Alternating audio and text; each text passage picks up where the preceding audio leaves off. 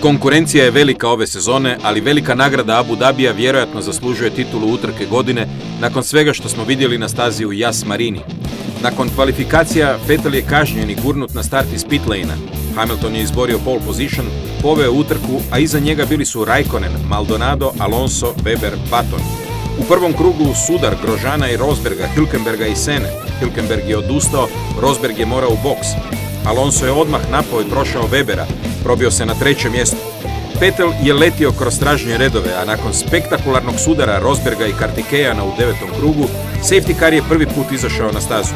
Vettel je otišao u boks, ponovo se vratio na začelje i ponovo krenuo u lov. U 20. krugu zbog kvara odustaje Lewis Hamilton, a Raikkonen preuzima vodstvo.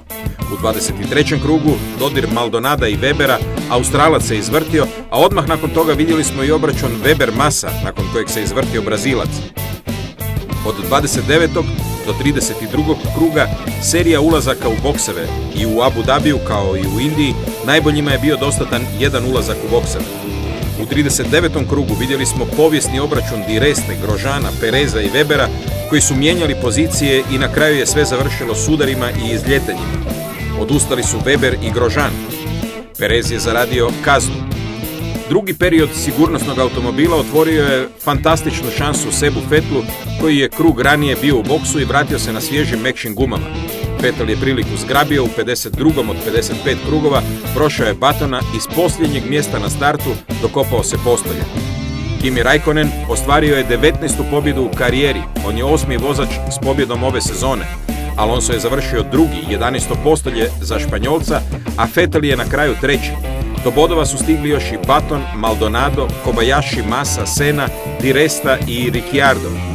U borbi za naslov ostala su još samo dvojica. Vettel ima 255, Alonso 245 bodova, 2 utrke prije kraja. Raikkonen je učvrstio treće mjesto sa 198 bodova. Red Bull je na pragu osvajanja konstruktorskog naslova. Ima 422 boda, 82 više od Ferrarija. McLaren je treći sa 318. Velika borba vodi se za 6. mjesto. Sauber ima 124, Force India 95, a s današnjih 14 Williams je stigao do 73. Za 2 tjedna karavana odlazi u nepoznato na novu stazu u Austinu u Sjedinjenim Državama.